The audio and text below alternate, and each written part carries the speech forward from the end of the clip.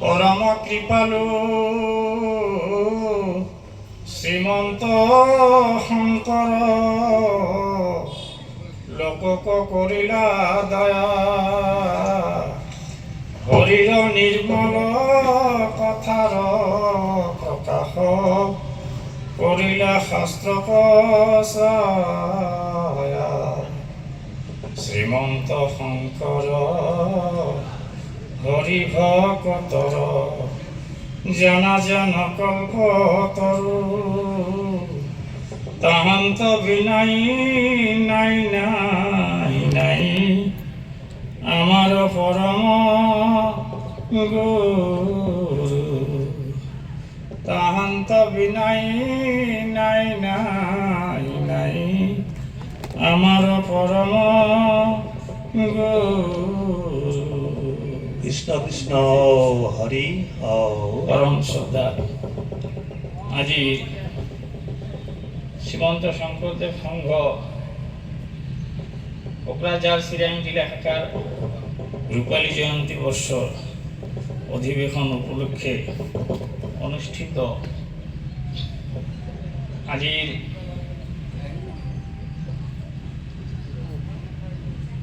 সম্বর্ধনা অনুষ্ঠান গ্রন্থ উন্মোচন তথা আলোচনা চক্র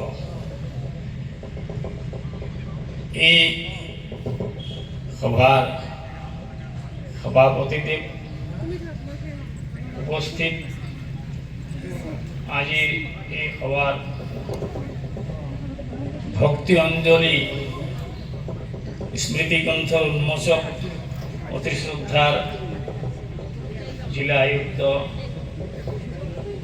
শ্রীযুত যতীন বরা বাপজনা আমার আজি সভার বিষয়বস্তুর ওপৰত মুখ্য আলোচক হিসাবে উপস্থিত থকা শ্রীযুত রন্তু শইকীয়া বাপজনা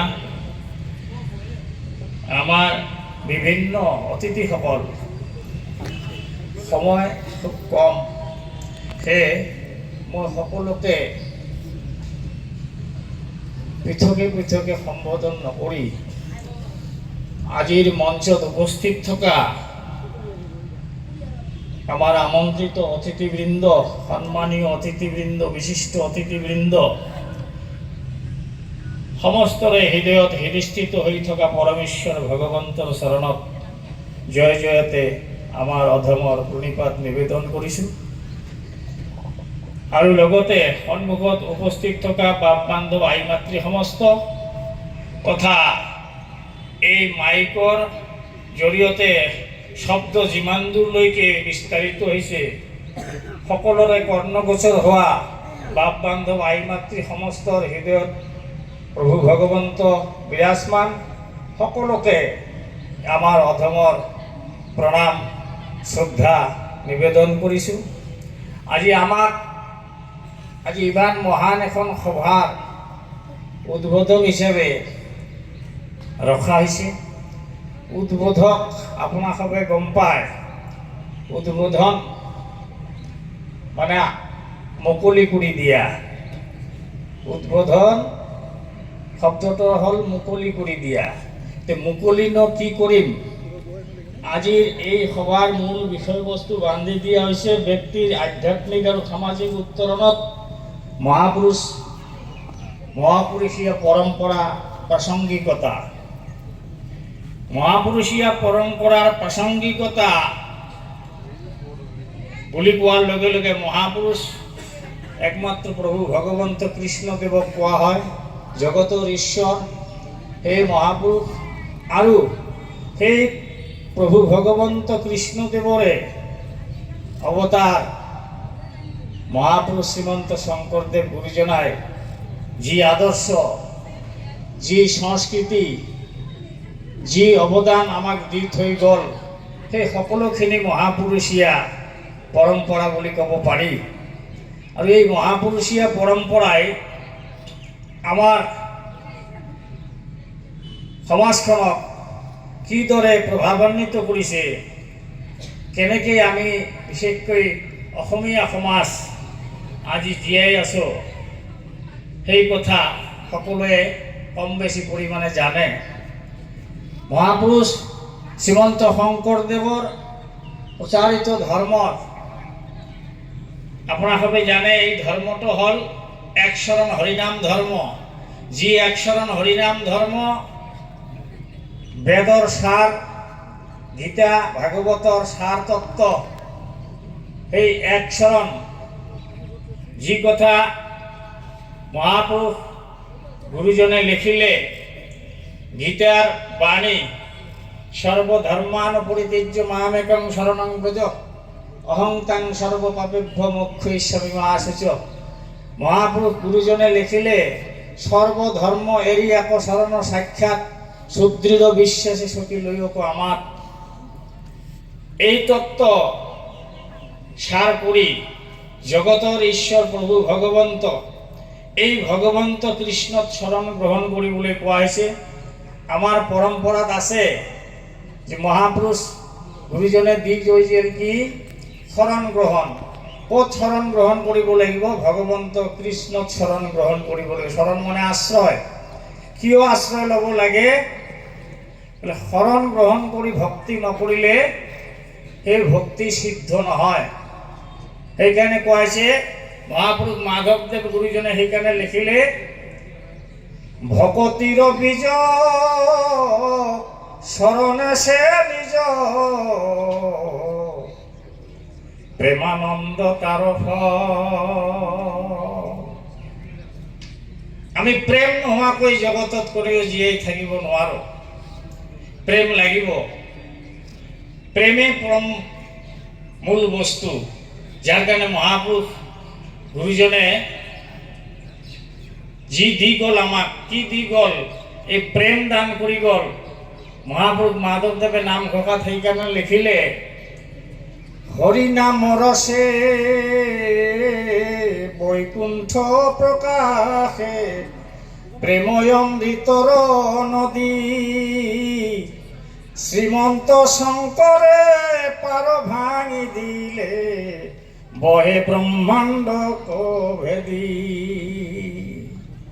মহাপুৰুষ গুৰুজনাই কি আনি দিলে? প্রেম আনি দিলে আমার। কি প্রেম অমৃতর নদী। দেবতা সকলে অমৃত খালে বলে অমর হয়, কিন্তু গুরুজনে আমাক কি আনি কি কোন প্রেম কোন অমৃত আনি দিলে? প্রেম অমৃত। প্রেম সবতকৈ শ্রেষ্ঠ অমৃত। এই প্রেম অমৃতর নদী বহাই আনি দিলে আমার মাজত। এই প্রেম ক'ত পাব? এই প্রেমর গৰাকী হল কৃষ্ণ, জগতৰ ঈশ্বৰ প্ৰভু ভগৱন্ত। সেই ভগৱন্তক শৰণ গ্ৰহণ কৰিবলৈ কোৱা হৈছে আৰু শৰণ গ্ৰহণ কৰি ভকতি কৰিব লাগে। সেইকাৰণে কৈছে ভকতিৰ বীজ শৰণে সে নিজ প্ৰেমানন্দ তাৰ ফল শৰণ বিনাই ভকতি কৰয় এৱা ঘটৰ যেন এৱা ঘট মানে কেঁচা মাটিৰ বাচন যদি পুৰা নহয়, এইটো পুৰা নোহোৱা বাচনত পানী থলে থাকিব নাথাকে। ঠিক তেনেকুৱা ভগৱন্তক শৰণাপন্ন হৈ ভগৱন্তক ভকতি কৰিব লাগিব। ভকতি কৰাৰ উপায় কি? যদিও ৯বিধ ভক্তিৰ প্ৰকাৰ লিখিছে, তাত শ্ৰেষ্ঠ কৈছে যদ্যপি নৱবিধ ভকতি মাধৱৰ শ্ৰৱণ কীৰ্তন তাত মহাশ্ৰেষ্ঠতৰ। সেইকাৰণে শ্ৰৱণ কীৰ্তনৰ ব্যৱস্থা কৰি থৈ গৈছে। নামঘৰ সাজি থৈছে। নামঘৰ সাজি থৈছে ভগৱন্ত কৃষ্ণত শৰণ গ্ৰহণ কৰি নাম গুণ শ্ৰৱণ কীৰ্তন কৰিব। আমি সেইকাৰণে নাম গুণ শ্ৰৱণ কীৰ্তন কৰোঁ, নাম গাওঁ। এই নাম গাওঁতে ঈশ্বৰনো কি, ভগৱাননো কি, কৃষ্ণনো কি, সেই কথা গুৰুজনে আমাক কীৰ্তনৰ মাধৱদেৱে ঘোষাত সুন্দৰকৈ লিখি থৈ গ'ল কথাবিলাক। আমি আৰু বিতৰ্ক কৰাৰ কোনো প্ৰয়োজন নাই, অধ্যয়নহে কৰিব লাগে। এই ভগৱান কি, বেলেগ একো নালাগে। আমি যেতিয়া নাম গাওঁ বহি, আমাৰ পৰম্পৰাত এইটো আছে, কি গাওঁ? কীৰ্তনৰ ঘোষা গাওঁ। জয় হৰি গোবিন্দ নাৰায়ণ ৰাম এইটো গাওঁ। আৰু কি গাওঁ? প্ৰহ্লাদ চৰিত্ৰৰ ঘোষা গাওঁ, শিশু লীলাৰ ঘোষা গাওঁ। প্ৰহ্লাদ চৰিত্ৰৰ ঘোষাত গাওঁ আমি দুরাচার মন মোর রাম হরি বল মন রাম হরি বল। তাক সুন্দর করে লিখিলে ভক্ত প্রহ্লাদে দৈত্য শিশু সকলক বুঝাইছে, দৈত্য শিশু সকলক কইছে, দৈত্য শিশু সকলক কোয়ার ছলেরে আমাক বুঝাইছে, আমি দৈত্য স্বরূপ আমাকেও বুঝাইছে। কৃষ্ণর চরণে হইবে জিমতে ভকতি, শুনা সাবধানে তাক স্থির করি মতি। ভগবন্ত কৃষ্ণ কেনেকে ভক্তি হব তাকে স্থির করি শুনা। বিষ্ণু ভকতর সঙ্গ লইবা প্রথমত, গুরু মানি শুশ্রূষা করিবে ভালো মত। বিষ্ণু ভকতক গুরু মানিব কৈছে, তাৰপিছত কি কৈছে? লয়াই উপদেশ মাধৱক আৰাধিব, যতে পশুকৃতি মানে কৃষ্ণতে অৰ্পিব। যিমানবিলাক জীৱনত সুকৃতি আহে, সুনাম আহে, গোটেইখিনি ভগৱন্তক অৰ্পণ কৰিব গৈছে। মই কৰিছোঁ বুলি ক'ব নালাগে, আমি কৰ্তা নহওঁ, আমি যদিও কৰিছোঁ ফলটো আহিছে ঈশ্বৰক অৰ্পণ কৰিব কৈছে সব। তাৰমানে ইয়াৰ দ্বাৰা সুন্দৰকৈ বুজাইছে আমি সৰু হ'ব লাগে। তাৰপিছত কি কৈছে? কৃষ্ণৰ কীৰ্তন কৰিবে ক, কৃষ্ণৰ চৰণ চিন্তিবে ক হৃদয়ত,